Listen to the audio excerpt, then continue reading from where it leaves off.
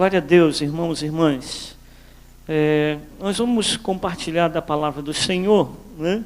Quero convidar você a abrir sua Bíblia em Lucas, Evangelho de Lucas. Lucas capítulo 13. Nós vamos ler dois textos. Você pode permanecer sentado, porque os textos são... O segundo texto é um pouco maior, não é? Então vamos lá, Lucas capítulo de número 13, versículo 18 até o 21. Lucas 13, de 18 a 21. Tudo bem? Quem achou aí, diga glória a Deus. Quem não achou, espera um pouquinho. Então vamos lá, Lucas 13, 18. E dizia: a que é semelhante o reino de Deus e a que o compararei? É semelhante a um grão de mostarda que um homem plantou na sua horta e cresceu e fez-se árvore, e as aves do céu aninharam-se nos seus ramos. E disse mais: a que compararei o reino de Deus? É semelhante ao fermento que uma mulher tomou e escondeu em 3 medidas de farinha até ficar tudo levedado. Vamos abrir a nossa Bíblia também lá em Juízes capítulo de número 6.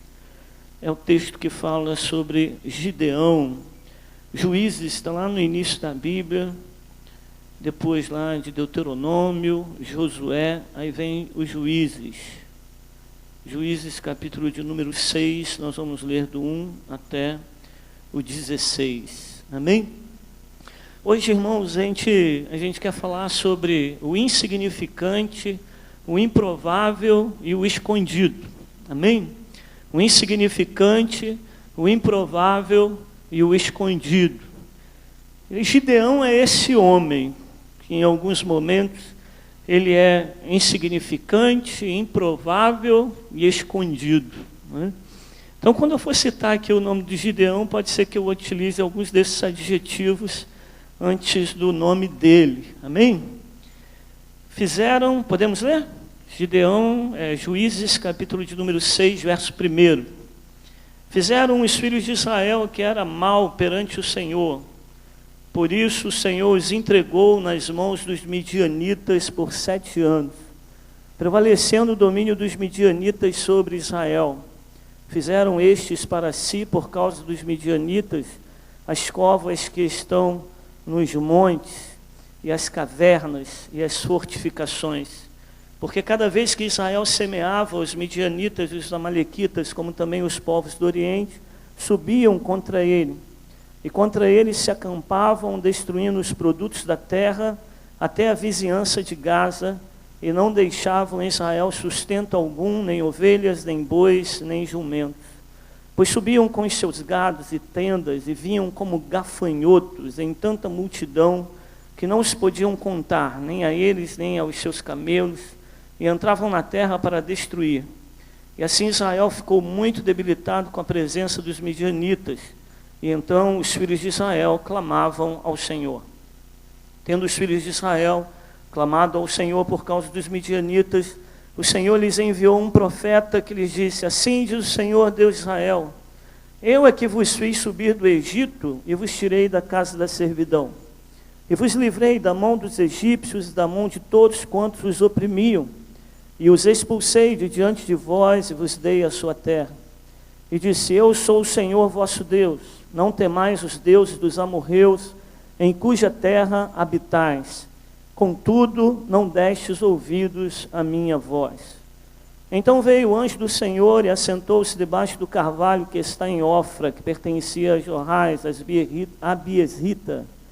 E o insignificante Gideão, seu filho, estava malhando o trigo no lagar para o pôr a salvo dos midianitas.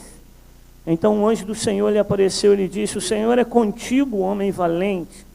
E respondeu-lhe então o improvável Gideão: ah, Senhor meu, se o Senhor é conosco, por que nos sobreveio tudo isso? E que é feito de todas as suas maravilhas que nossos pais nos contaram, dizendo: não nos fez o Senhor subir do Egito? Porém agora o Senhor nos desamparou e nos entregou nas mãos dos midianitas. Então se virou o Senhor para ele, para o escondido Gideão, e disse: vai nessa tua força e livra Israel das mãos dos midianitas. Porventura não te enviei eu? E ele lhe disse: ai, Senhor meu, com que livrarei Israel? Eis que a minha família é a mais pobre em Manassés, e eu o menor na casa de meu pai. Tornou-lhe o Senhor: já que eu estou contigo, virarás os midianitas como se fossem um só homem. Amém? Glória a Deus, né? Quantos aqui são líderes? Levante a sua mão. Quantos aqui acreditam que em algum momento estarão liderando também? Levante a sua mão. E quantos aqui acham que nem nesse tempo, nem daqui a alguns anos, estará liderando? Também levante a sua mão. Ah, agora ficaram com medo.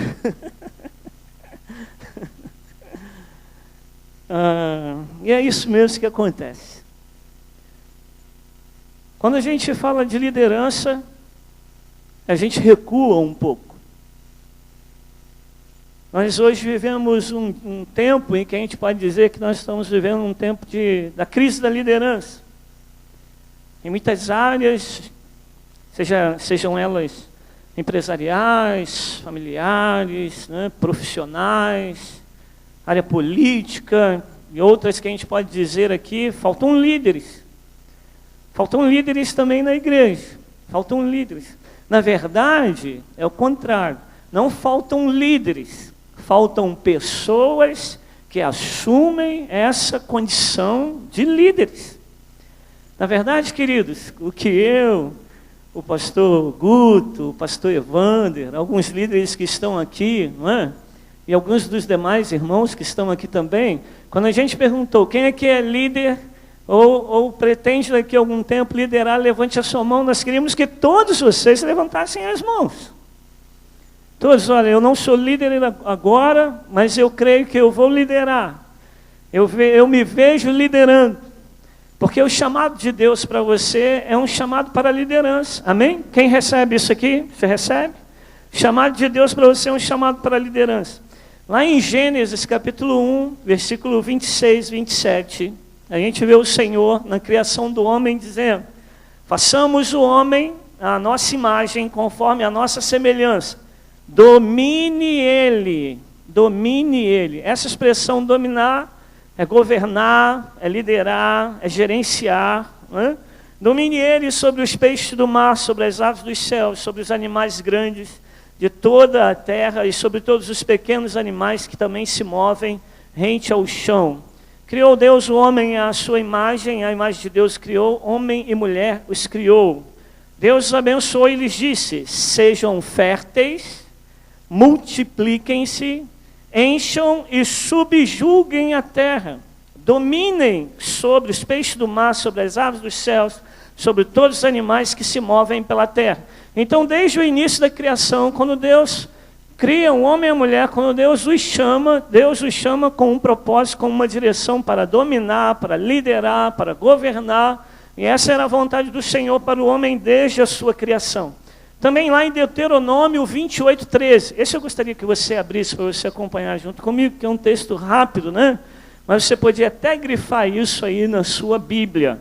Deuteronômio. Deuteronômio é o 5º livro da Bíblia, capítulo de número 28, que é o texto que fala sobre as bênçãos do Senhor que vem em decorrência da obediência. O versículo de número 13. Quem achou, diga glória a Deus. Quem não achou, querido, você vai procurando aí que a gente vai ler agora, você ouve, amém? Então Deuteronômio 28, 13 diz: o Senhor fará de vocês cabeça das nações e não cauda, se obedecerem aos mandamentos do Senhor seu Deus, que hoje eu lhes dou, para os seguirem cuidadosamente. Vocês estarão sempre por cima e nunca por baixo. O sentido do texto não é o sentido de oprimir ninguém, não é no sentido de escravizar ninguém, mas Deus chama Israel para ser cabeça, para ser testemunha a todas as nações, né? Em Jesus a gente sabe que o aspecto da liderança está no serviço. Mas quando nós olhamos então, irmãos e irmãs, agora, a partir disso que a gente já entendeu que a vontade de Deus para nós é que a gente lidere, que a gente exercite, né, esse ministério da liderança do governo, né? Não abra mão disso, é chamado de Deus para a sua vida. E eu profetizo sobre você que você vai liderar, né? Você já lidera, só que você não sabe disso, né? Quem é casado aqui, homem casado, levante a sua mão, homem casado. Então, você é líder na sua casa, amém? Então, em vários espaços dentro do seu trabalho, você é líder lá. Líder é aquele que influencia alguém, né? Se você está discipulando uma pessoa, você já é líder dela, né? Você pode estar liderando, cuidando de uma só pessoa, mas você já é líder dela. Então, a partir do momento que nós entendemos isso, a gente se volta agora para Gideão. E a gente vai ver que muitas vezes nós agimos, nos comportamos como Gideão e o seu povo. Quando os midianitas começaram a oprimir Gideão, né, e o povo de Israel, o que eles fizeram? Eles fizeram covas. O que é cova? Cova é um lugar de morte, né? Mas eles fizeram lá uns buracos e eles entravam dentro daquelas covas para se esconder. O que mais que o povo fez por causa da opressão dos midianitas? Eles fizeram cavernas, ouviam várias cavernas e entravam dentro dessas cavernas e ficavam ali, às vezes por dias, dentro daquelas cavernas. O que mais eles fizeram? Fizeram alguns lugares que eles chamaram de fortificações. Na verdade, era um espaço para se defender dos seus inimigos. Quando Deus chama Gideão, Gideão está escondido lá no meio do mato, né? Eles estão apavorados por causa dos midianitas, dos amalequitas, por causa dos seus opressores. E debaixo de 7 anos eles viveram nessa condição. E Gideão tinha até medo de lançar as sementes, porque se ele lançasse a semente na terra, esperando colher alguma coisa, não acontecia. Porque logo vinham os seus inimigos e destruíam tudo. Destruíam toda a semente lançada, destruíam os produtos, roubavam o gado, roubavam tudo que eles tinham. E por causa disso, eles foram perdendo todas as forças e eles ficaram extremamente debilitados. Quando o Senhor aparece para Gideão, e Gideão começa a falar: Senhor, mas por que tudo isso nos aconteceu? Antes mesmo o profeta já tinha dito àquele povo, disse assim: olha, eu tirei vocês do Egito, eu tirei vocês do lugar da escravidão, eu levei vocês para uma terra boa e ampla, eu eliminei os seus inimigos, eu coloquei vocês nesse lugar, e agora vocês se colocam debaixo debaixo de um jugo de escravidão. Eu vos dei essa terra. Isso tudo está acontecendo porque vocês não ouviram a minha voz. Sabe, Deus tem algo melhor e maior para a gente. E quantas vezes, querido, nós nos colocamos debaixo dessa condição de submissão, de opressão, e nós aceitamos a opressão dos problemas, nós aceitamos a opressão da nossa alma, nós nos angustiamos, quando na verdade Deus está querendo dar uma sacudida na gente, para que as cadeias, as correntes sejam arrebentadas em nome de Jesus, não é? É hora da gente tomar posição diante do Senhor, amém, meu irmão? É hora da gente tomar posição diante de Deus. E o que o Senhor falou com Gideão foi: o Senhor é contigo, eu sou contigo, vai nessa tua força, amém? Fala para o seu irmão aí: vai nessa tua força, crente, em nome de Jesus, o Senhor é contigo, vai nessa tua força. Então Deus tem um propósito para a nossa vida, e o propósito de Deus para nós, a chamada de Deus para nós, envolve também crescermos e liderarmos. Quando a gente vê aqui essa parábola de Jesus, em Lucas 13, isso ilustra bem isso para nós. Jesus, na parábola, ele pergunta assim: a que assemelharei o reino de Deus? Com o que o compararei? Jesus dá o exemplo de um grão de mostarda. Ele diz: é como um grão de mostarda que um homem semeou na sua horta. Né? O que é um grão de mostarda, irmãos e irmãs? É bem pequenininho. Né? Ainda que a gente tenha algumas outras sementes hoje que são menores do que um grão de mostarda, mas naquela época O grão de mostarda era a menor semente que havia. Ela é totalmente insignificante. Se a gente olhar para a parábola das sementes, onde uma cai à beira do caminho, a outra cai entre os pedregais, a outra cai entre os espinhos, e apenas uma cai num solo bom, fértil, uma semente para cair nesse solo, meu Deus do céu, era um milagre de Deus, por ela ser tão pequenininha e tão insignificante. E a gente tem a tendência de não dar valor, de desprezar, de desconsiderar aquilo que é insignificante, aquilo que tem menos importância, aquilo que para nós não tem relevância nenhuma. A gente faz isso. Só que algo insignificante pode fazer uma diferença enorme. Algo insignificante pode fazer uma diferença enorme. Você quer ver, às vezes, um pedido de desculpa desnecessário pode mudar o rumo de uma conversa, pode mudar a situação de um conflito, pode mudar uma situação qualquer. Um simples pedido de desculpas desnecessário, ainda que não tenha sido você quem errou, ainda que você não tenha nada a ver com aquilo, mas um simples pedido de desculpas, por mais simples que seja, pode mudar toda uma conversa. Para algumas pessoas isso vai ser muito insignificante, mas essa insignificância gera uma diferença muito grande. Você quer ver uma outra coisa que é insignificante? Quem aqui tem o seu carro sujo hoje? Levante sua mão, quem está com o carro sujo hoje? Algumas pessoas estão com o carro sujo. Tem gente que tem uma preocupação muito grande em lavar o carro, arrumar o carro, né? Tem outros que já são mais largados, mais desleixados. Não é que seja ruim ou bom, às vezes não tem tempo, às vezes não tem condição de arrumar, de lavar, de ajeitar, né? A gente fica com o nosso carro sujo. E para você isso hoje pode ser algo insignificante. Mas na Rússia, se você andar com um carro sujo, pode levar uma multa e você pode ser até preso por causa do seu carro sujo. Então você que levantou a mão, tome cuidado. Se você for para a Rússia, arruma um jeito de lavar o seu carro e andar com ele top. Ok? Você quer ver uma outra coisa que para nós é insignificante? É até meio esquisito esse negócio, né? Quantos já foram na praia e estavam lá no meio da praia nadando e fizeram pipi na praia? Não precisa levantar a mão, não. Não se denuncia, não. Deixa esse negócio quieto, né? Então é muito comum. As pessoas estão lá na piscina, que é horrível, né? Misericórdia. Agora na praia, você está lá na frente, vai andar aquilo tudo, vai procurar um banheiro que as pessoas vão fazer pipi no meio da praia mesmo, né? Mas em Portugal, se você foi pego fazendo pipi lá na praia, né, no mar, se alguém souber, se você for denunciado, você vai ser punido severamente por isso. Então, se fizer pipi já é assim, imagina se fizer outra coisa, né? Mas deixa isso quieto. Então, tem coisas que para nós são insignificantes, mas que pode gerar um transtorno na nossa vida, ou pode ser uma grande bênção. Pode ser uma grande bênção. Como que Gideão se via, gente? Gideão se via como um homem insignificante. Gideão se via como um homem insignificante. Ele vai dizer assim: eu sou o mais pobre de todos. Eu sou o mais pobre de todos da minha casa. Eu sou insignificante, eu não sou nada. Mas Deus quer usar os insignificantes, amém? Deus usa os insignificantes também. Posso ouvir um glória a Deus?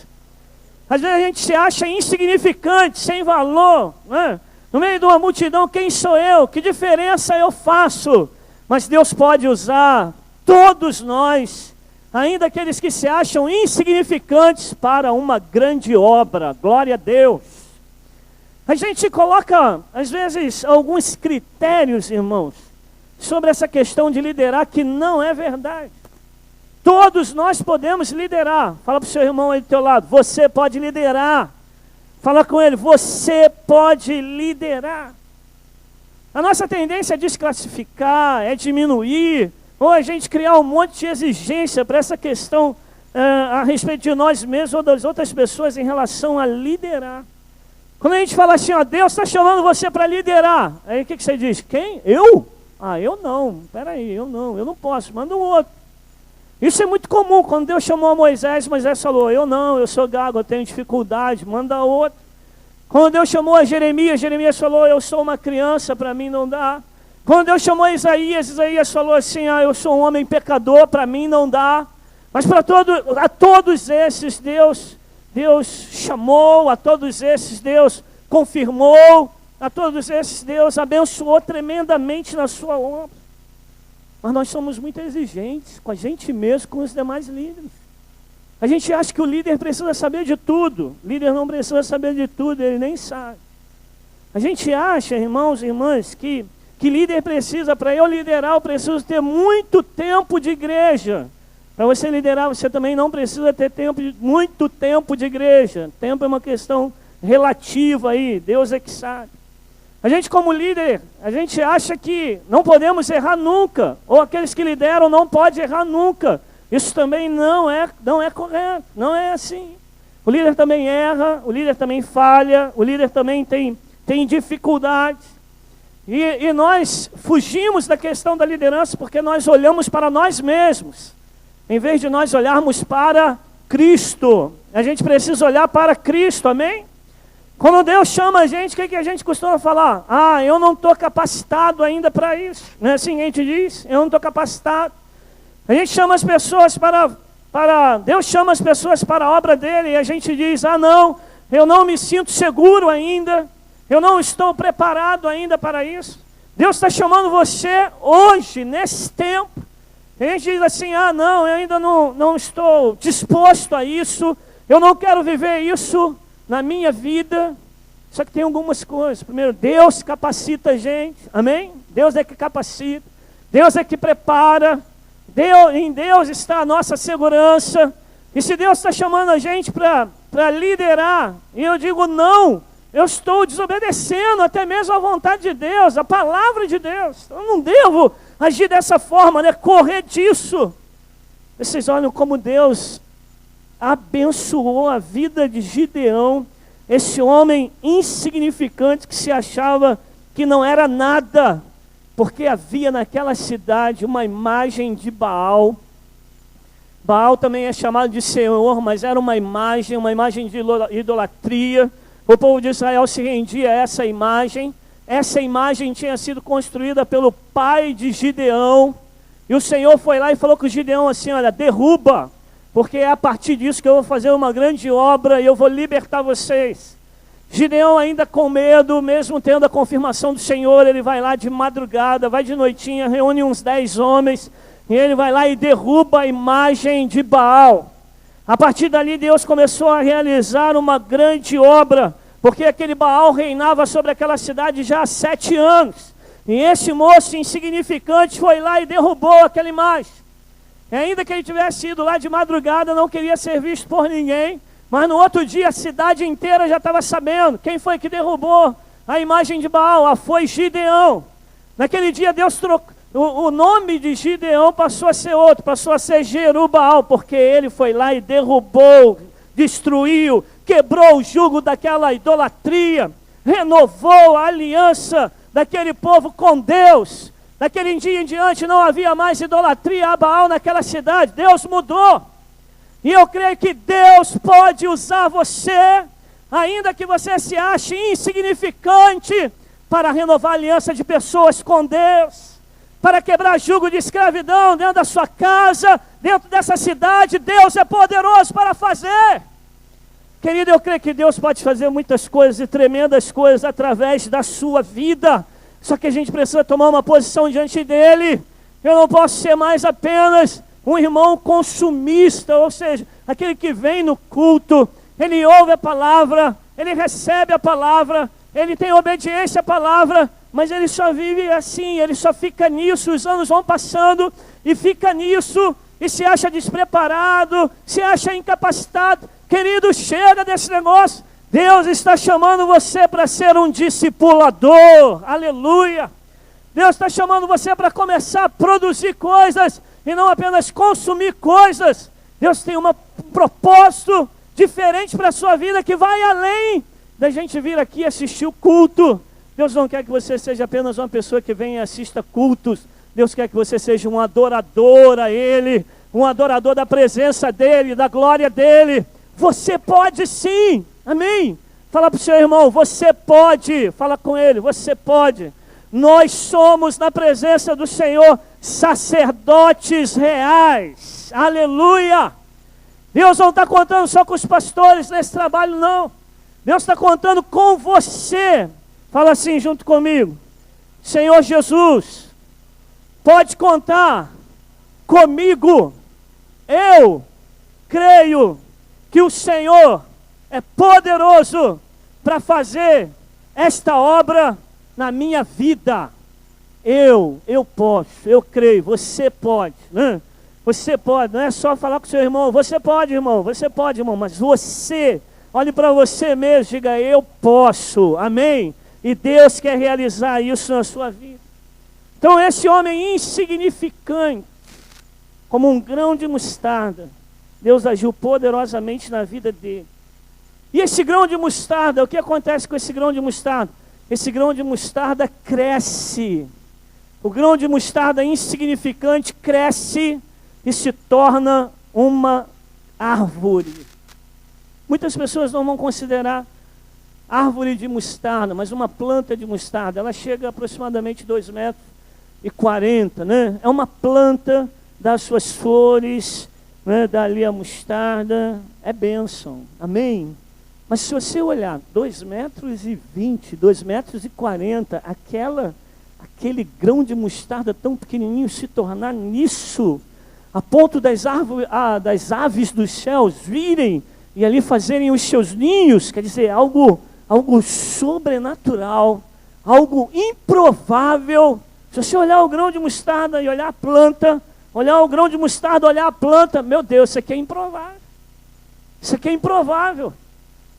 Quando o Senhor falou com Gideão assim, Gideão, vai nessa tua força, liberta o povo de Israel, liberta o meu povo das mãos dos midianitas.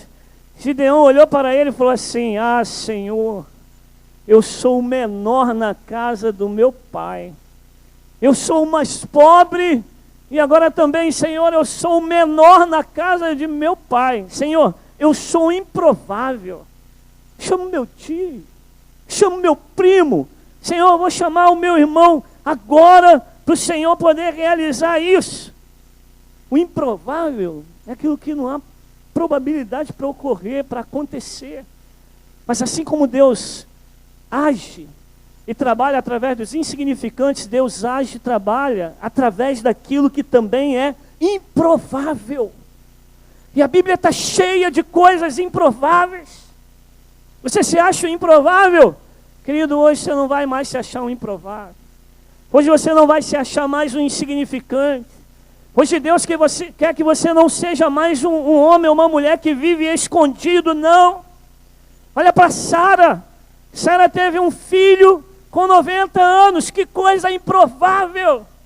A promessa de Deus se cumpriu na vida deles, mas a promessa de Deus se cumpriu. Olha Davi, olha para Davi. Davi era um homem franzino. Davi era um menino.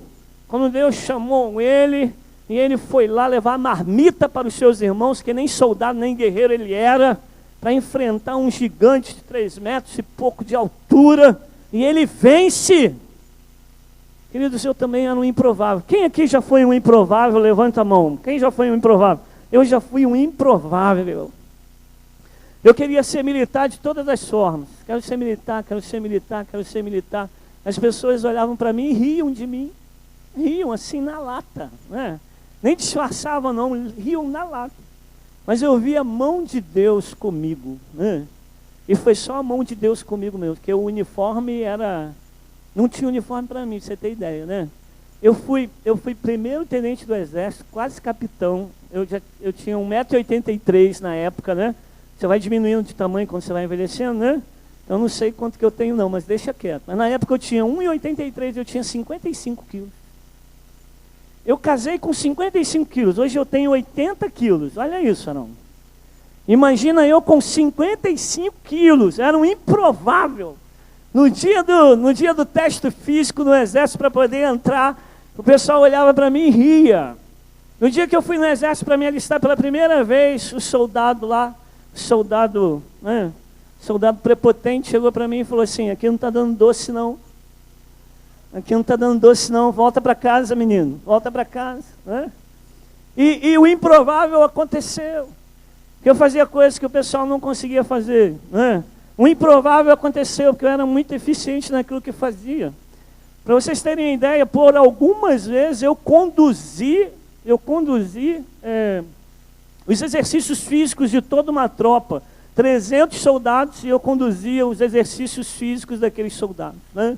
Fazendo flexões de braço, umas 30 flexões de braço, embaixo, no meio, em cima, embaixo, no meio, em cima, e a tropa morrendo, e eu lá tranquilão fazendo esse negócio. Né?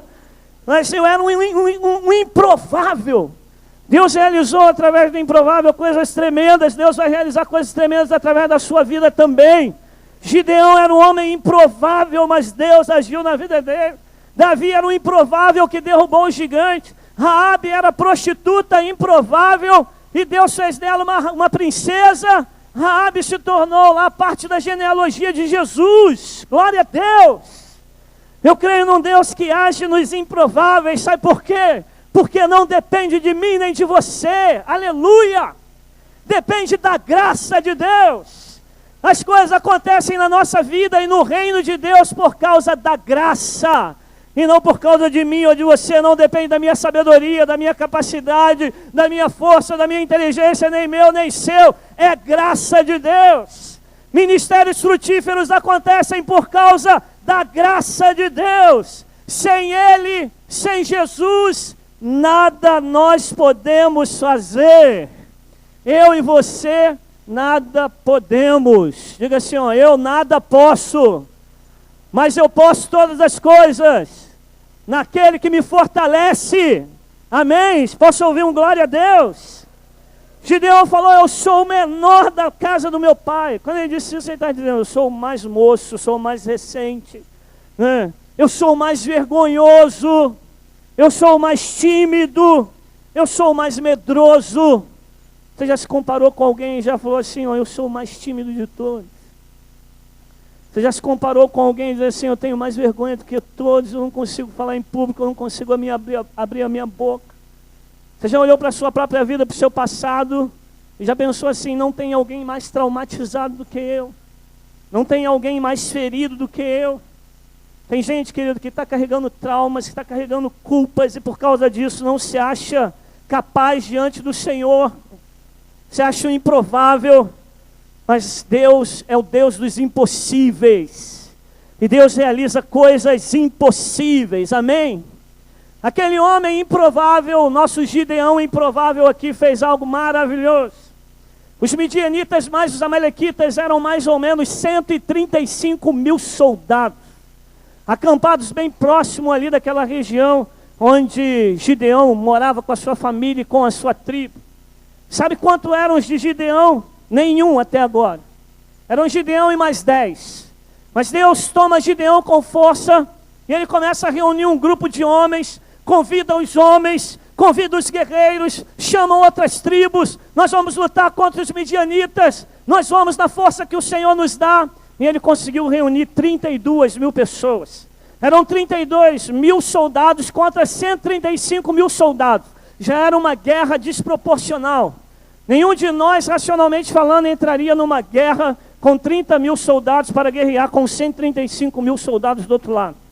E aí o Gideão chega para o Senhor e fala assim, Senhor, está aqui os nossos 32 mil homens, nós vamos enfrentar os midianitas. E Deus chega para Gideão e fala assim, Gideão, tem muita gente aí. Gideão, Senhor, mas como é que é isso? E o Senhor falou com ele, tem muita gente, tem gente demais para eu entregar Midian em suas mãos, a fim de que Israel não se orgulhe contra mim, dizendo que a sua própria força o libertou. Está lá em Juízes 7:2. Aí o Senhor dá uma ordem a Gideão. O Senhor falou com Gideão assim, Gideão, fala para os medrosos, fala para os temerosos, fala para aqueles que estão com medo, para aqueles que não estão afim, para aqueles que não creem, para aqueles que estão afim de ir embora, fala para eles irem embora. E Gideão falou com eles, olha, quem está com medo, quem não crê, pode ir embora. Aí foram poucos embora, foram 22 mil embora. Gideão ficou com 10 mil. Quem faz parte dos 10 mil aqui, levante a mão, em nome de Jesus. Levanta a mão aí, gente. Você faz parte dos 10 mil. Isso. Amém. Pode levantar. Não fica com medo, não. E aí está lá os 10 mil. Aí chega então o momento em que o Senhor fala com Gideão novamente. Tem muita gente aí, Gideão. Gideão já devia estar tremendo. E ele começou a tremer mais ainda. Não é? Tem muita gente, Gideão. Mas Senhor, só tem 10 mil agora. São 135 mil lá do outro lado. Confia em mim, Gideão. E aí o improvável Gideão ouve o Senhor. E o Senhor fala assim com ele. Gideão, leva todo mundo para beber água. Teu povo está cansado, eles estão sedentos. Leva todo mundo para beber água. Quem se abaixar, colocar os joelhos no chão e colocar a boca na água e começar a lamber a água como um cão, você separa para um lado. E aqueles que se ajoelharem, mas pegarem a água com a mão e levarem a água até a água, né, que está na mão até a boca, esse você separa para o outro lado. E aí, irmão, Gideão foi separando, porque todo mundo estava se ajoelhando e lambendo a água como um cão, e Gideão está separando. Gideão deve ter ficado muito aflito com aquilo, porque somente 300 homens, agora eu sei que você vai levantar a mão rápido, né? Quem faz parte dos 300 de Gideão aí, levante a sua mão, glória a Deus. E aí somente 300 homens, né? Aí alguns vão dizer, não, porque eles estavam com a arma na mão de um lado, e porque eles não se inclinaram totalmente. O importante é que eles pegaram a água, né? Fizeram uma concha na mão, levaram a mão até a boca e beberam água. E com esses 300 homens, somente 300 homens, o improvável Gideão venceu um exército enorme. 135 mil homens. É improvável ou não é? É milagre ou não é? É poder de Deus ou não é? Depende de você ou depende de Deus? Quem faz é você ou é Deus? Então, querido, você pode ser um improvável, um insignificante, um escondido, mas se você se colocar na disposição do Senhor, Deus vai fazer a obra que Ele tem para fazer através da tua vida. Aleluia! E aí, como é que eles conseguem vencer essa guerra? Deus dá uma outra estratégia. Gideão, você vai pegar trombeta. Fala para o seu irmão aí, pega a tua trombeta agora. Nós vamos guerrear contra os midianitas. Pega a trombeta, é virtual, irmão, isso é imaginário. Pega a tua trombeta aí, não é? E o Senhor falou com Gideão, fala para o povo ir em casa rapidinho e pegar vasos, cântaros vazios. Vai lá e pega isso também. O povo foi lá e pegou. Mas que, Gideão? Agora nós vamos pegar tochas. E quando for à noite nós vamos acender essas tochas. E essa foi a ordem que o Senhor deu a Gideão. Vocês vão se aproximar do arraial dos midianitas, com a trombeta nas mãos. Vocês vão tocar as trombetas. Vocês vão pegar as tochas, vão colocar fogo nelas, né? Naquele pano. Eu não sei como é que eles fizeram, mas com alguma coisa inflamável, e vocês vão colocar dentro do vaso, dentro do cântaro, e vão se aproximar do arraial dos midianitas. E quando vocês estiverem bem perto desses 135 mil homens, fora os camelos, o gado e tudo mais, vocês vão tocar as trombetas. Quando tocarem as trombetas, e tocarem por bastante tempo, porque Gideão separou os 300 em 3 grupos de 100, vocês vão tocar, vão quebrar os cântaros, os vasos, e depois vocês vão mostrar para eles, levantar a tocha, e ir em direção a eles, até determinado lugar, e ali vão ficar parados, e eu vou agir. Queridos, glória a Deus, porque quando Gideão fez isso, o exército dos midianitas começaram a se desesperar, lutarem um contra os outros, e naquele dia 120 mil homens morreram pelas suas próprias espadas, eles lutando contra eles mesmos. 15 mil fugiram, mas depois foram perseguidos e mortos. E eu creio que isso tem um significado para nós, amém? Primeiro, pega a tua trombeta. Querido, está na hora da gente proclamar a vontade do Senhor em Petrópolis. Está na hora da gente declarar que Jesus é o Senhor desta cidade. Está na hora da gente trocar essa trombeta, porque quando o povo de Israel tocava a trombeta, eles estavam anunciando, é chegado o tempo da guerra, é vindo um novo tempo, é vindo um tempo de vitória, um tempo de tomada de posição na presença do Senhor. Então toca com força e a plenos pulmões, declare a palavra de Deus sobre a sua vida, tome posse dela em nome de Jesus. Glória a Deus. Eles pegaram aqueles cântaros, foram até determinado lugar, e quando chegaram lá, Os cântaros precisavam ser quebrados. Você já viu o apóstolo Paulo dizendo que nós somos vasos de barro? Quem já ouviu falar aqui? Vasos de barro. Você é vaso de barro. Glória a Deus. Quantos aqui já ouviram falar que aquela mulher que foi adorar Jesus, ela quebrou o vaso de alabastro para poder adorar o Senhor? Quantos já ouviram isso aqui? Então o vaso precisa ser quebrado. Querido, para Deus realizar improváveis através da sua vida, você precisa tocar a trombeta da palavra de Deus, anunciar que o teu tempo chegou. E você precisa se quebrar nas mãos do Senhor, deixar Ele quebrar a sua vida. E ser quebrado pelo Senhor é vida entregue no Senhor, vida entregue ao Senhor, porque a glória é dele e a glória não é sua, não é nossa. Deus está falando assim, olha, os cântaros precisam estar vazios, porque é Deus que precisa encher o cântaro da tua vida. Você precisa ser um vaso vazio para Deus poder encher a tua vida. E eu preciso ser quebrado, porque com justiça própria eu não vou ver o improvável de Deus na minha vida. Porque com vaidade eu não vou conseguir ver a glória de Deus na minha vida. Eu preciso ser vazio de mim mesmo, para que Deus me encha. Eu preciso quebrar todo o meu mérito. Eu preciso quebrar todo o desejo de recompensa, de reconhecimento, de vaidade. Eu preciso me desprender de tudo isso, para que o Espírito de Deus apareça. Amém? Porque você veja só, se a tocha estava dentro daquele cântaro, daquele vaso, somente se o vaso fosse quebrado, é que a tocha de fogo iria aparecer. Querido, imagina se o nosso vaso for quebrado, a glória de Deus vai aparecer através da nossa vida. Então deixa Deus quebrar você como um vaso nas mãos dEle. Deixa Deus tirar da tua vida tudo aquilo que precisa para que a glória dEle apareça. E a tocha, irmãos, nem precisa eu falar, é a ação do Espírito Santo de Deus sobre você. É o fogo do Espírito Santo de Deus na sua vida, porque é o Espírito que irá nos levar a viver os improváveis de Deus. É o Espírito do Senhor. É o poder do Espírito Santo que nos lembra coisas sobrenaturais. E Deus quer incendiar a tua vida na presença dEle, amém? Eu já estou vendo aqui nesse lugar líderes incendiados pela presença de Deus. Líderes apaixonados pelo Senhor Jesus. Homens e mulheres dispostos a viver os propósitos de Deus e os sonhos de Deus. Querido, você pode ter chegado aqui como insignificante, como um grão de mostarda, mas Deus vai fazer de você uma grande árvore. E as pessoas vão se achegar a você, vão começar a caminhar contigo, andar contigo, quererem serem discipuladas por você. Sabe por quê? Porque você tem Jesus na sua vida, e porque você tem o Espírito Santo de Deus na sua vida, aleluia.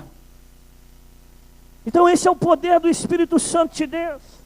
Gideão, esse improvável, se tornou um grande juiz, um grande libertador, levou pessoas a adorarem a Deus, a se renderem a Deus. Esse homem é improvável. Você já se viu como um improvável? Já se viu como um insignificante? E quem sabe você não está escondido? Quem sabe você não está escondido?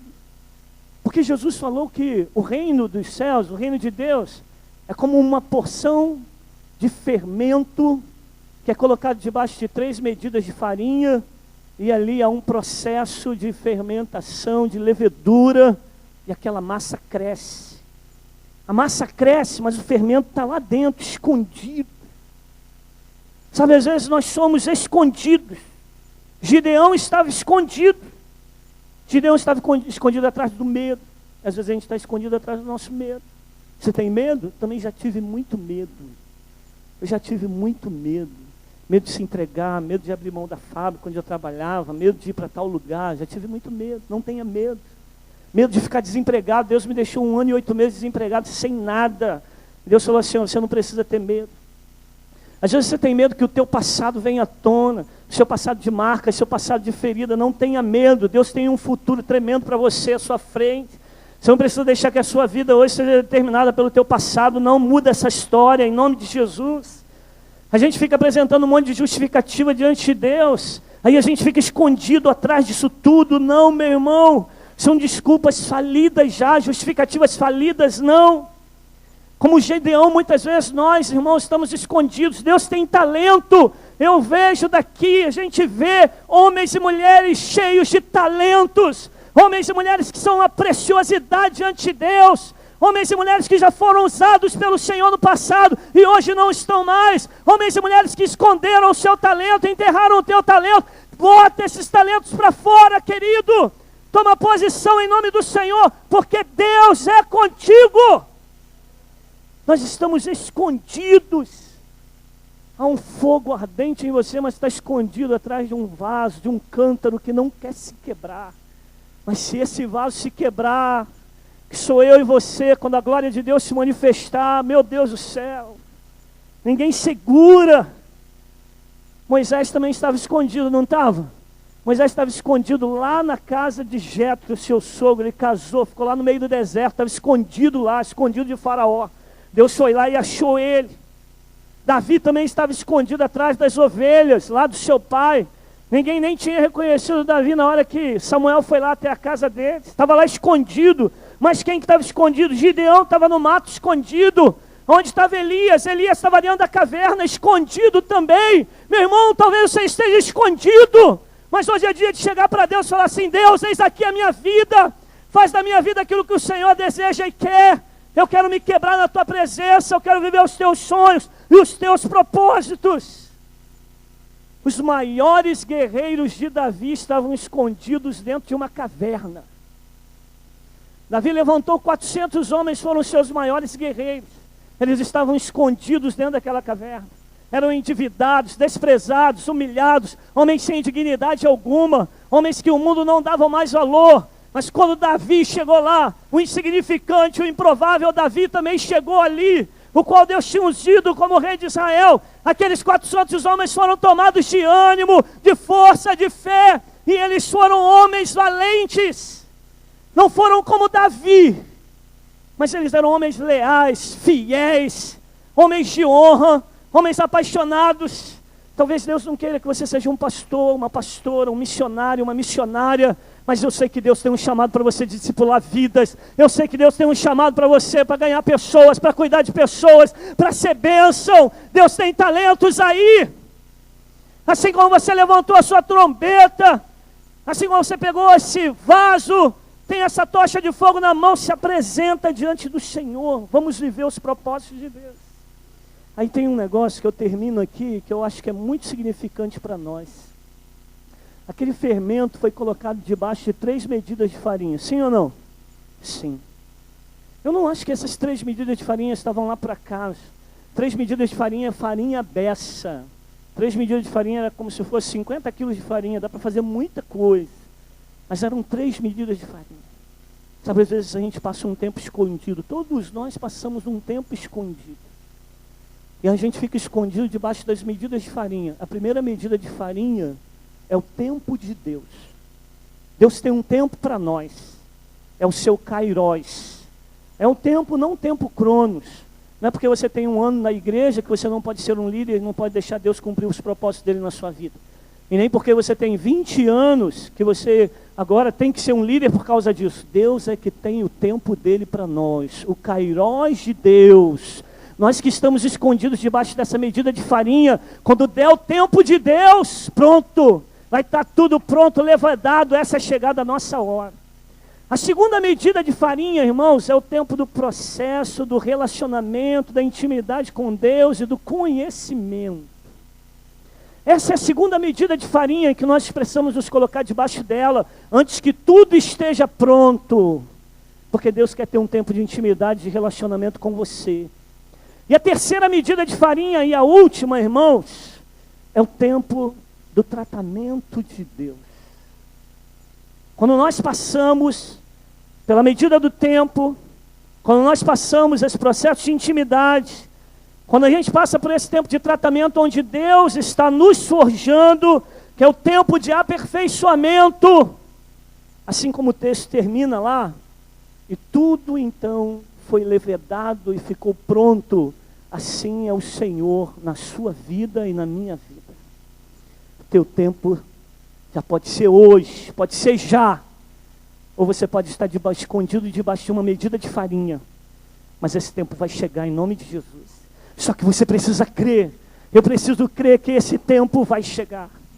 Você pode ser um homem insignificante, você pode ser um homem improvável, você pode ser um homem escondido. Mas deixa eu falar uma coisa com você. Deus decidiu usar as coisas loucas deste mundo para confundir as sábias. Deus decidiu usar as coisas fracas deste mundo para confundir as fortes. E Deus decidiu usar aquilo que não é nada para confundir aquilo ou aqueles que se acham alguma coisa. Então, se você em algum momento na sua vida olhou para você mesmo e se viu como um insignificante, um improvável, ou um homem ou uma mulher escondido, escondida, que não poderiam ser usados por Deus, glória a Deus por isso, porque é a mim e a você que Deus está procurando. Porque quando a gente acha que é alguma coisa, Deus não pode fazer nada. Mas quando a gente diz, Senhor, me ajuda na minha incapacidade, Deus vai fazer coisas tremendas e maravilhosas através da tua vida. Se prepare, porque os improváveis de Deus vão chegar, os impossíveis de Deus vão chegar, e começa a chegar pela tua casa, pela tua vida. Deixe teu coração arder na presença dEle. Vamos ficar em pé em nome de Jesus. Quero orar por você para a gente poder terminar em nome do Senhor. Glória a Deus. Você pode dar um glória a Deus? Glória a Deus. Aleluia. Deus está chamando você para liderar. Deus tem um propósito para a sua vida. Quando você nasceu, querido, antes de você fecundar lá o óvulo da sua mãe, você liderou. Você liderou milhões e milhões de espermatozoides, mas você liderou. E foi você que chegou lá. Você é o seu irmão gêmeo, sua irmã gêmea, mas você chegou lá, você liderou, você chegou na frente. Você é mais que vencedor em Cristo Jesus. E por que agora você se deixa dominar pelo medo, pela incapacidade, pelas circunstâncias? Não! Abre a sua boca que o Senhor vai encher. Fala com o Senhor, Senhor, eu quero viver um tempo de paixão na minha vida. Eu quero ser apaixonado por Ti, por vidas, por almas. Eu sei, Senhor, que eu posso ir além, que eu posso dar um passo a mais. Deus vai levar você a esse passo a mais. Deus vai levar você a esse nível maior. Ah, pastor, eu estou escondido debaixo dessas medidas de farinha. Tudo bem. Mas quando chegar a hora, porque tem o tempo, tem o processo, você vai aparecer. E é para a glória de Deus. É para a glória de Deus. Sabe, queridos, você precisa ser um líder para a glória de Deus. Você já precisa ser uma pessoa atuante no reino para a glória de Deus, para o louvor de Deus, para que os homens creiam, para que as mulheres creiam. É para a glória de Deus. Deus quer tomar a tua vida para a glória dEle. Vamos orar? Amém? Eu queria convidar você a vir ao altar. Sabe, você talvez esteja aqui hoje com algumas situações difíceis que te impedem hoje de ser ainda mais bênção na presença do Senhor. Nenhum de nós é coisa alguma, mas é pela graça de Deus. Se você quer ver os sonhos de Deus se cumprirem na sua vida, vem se colocar aqui no altar do Senhor. Se você quer ver os propósitos de Deus se cumprirem na sua vida, vem para o altar do Senhor. Se você é esse homem, essa mulher, que muitas vezes se achou como um insignificante, como um improvável, como alguém que está escondido, querido, esse é o tempo que Deus quer tomar a sua vida, quer tomar você, quer visitar você, quer ministrar sobre você de maneira poderosa. Sabe quem era Gideão? Gideão era um nada. Ele venceu. Sabe por que ele venceu? Ele creu, ele obedeceu, ele creu que Deus poderia fazer algo tremendo através da vida dele. E Deus fez através da vida dele. Deus pode fazer algo tremendo na tua casa, e Deus quer fazer isso através de você. Deus quer fazer algo tremendo aqui nessa igreja. E às vezes Ele não quer usar os pastores para isso, às vezes Ele quer usar você para essa obra. É você. Sabe, você que se acha vazio hoje, você que se acha espiritualmente morto hoje, você que não se acha capaz, Deus quer realizar essa obra tremenda. E Ele vai fazer em nome de Jesus.